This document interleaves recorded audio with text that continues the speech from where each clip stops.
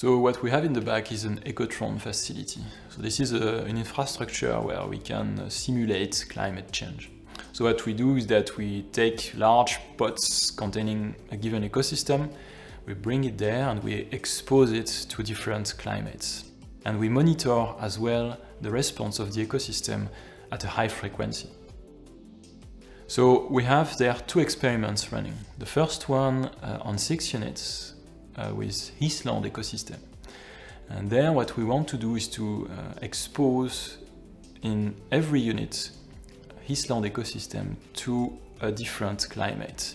Climate which represents a different time point in the future. So we have actually climate simulating from now, a climate from 20 years from now, and we end up with the most extreme, that is 2085. So what we expect there is that there will be a change in the dominant plant, and that the grass will start to dominate over the Kaluna vegetation. And that also means that it will have consequences for the functioning of the ecosystem. The cycle, carbon cycle, water cycle, energy cycle, should be accelerated in this future climate.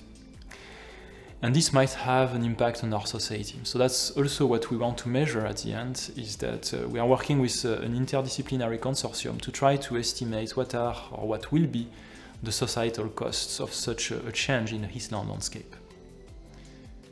So what does it mean that there will be a societal impact? How can vegetation have an impact on our society? Well, it is relatively simple. For example, if you take water supply, so the Island area in general are very good ecosystem for groundwater recharge, because the soil there is sandy and the water goes through very quickly.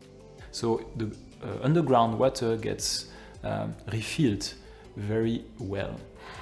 Now, seeing that if you have a change in the vegetation going from bushes to grasses, the grasses will decompose much faster and will release in this process much more nutrients.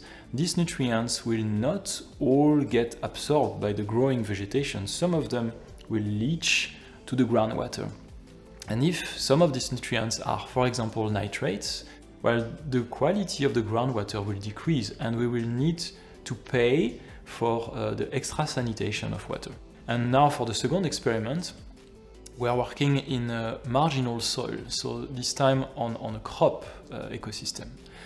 A marginal soil is a soil that is too poor to be profitable.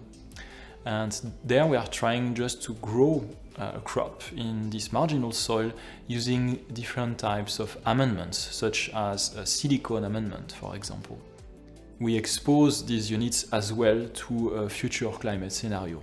And the goal here is beyond just the Ecotron experiment, but also for the European Union to know if they can mobilize these poor soils using the right amendments for agriculture, because there will be an increasing pressure on agricultural soils in the future. So we want to be able to mobilize these soils as well, if possible, and in the context of climate change that will become stronger and stronger and more stressful for the crops.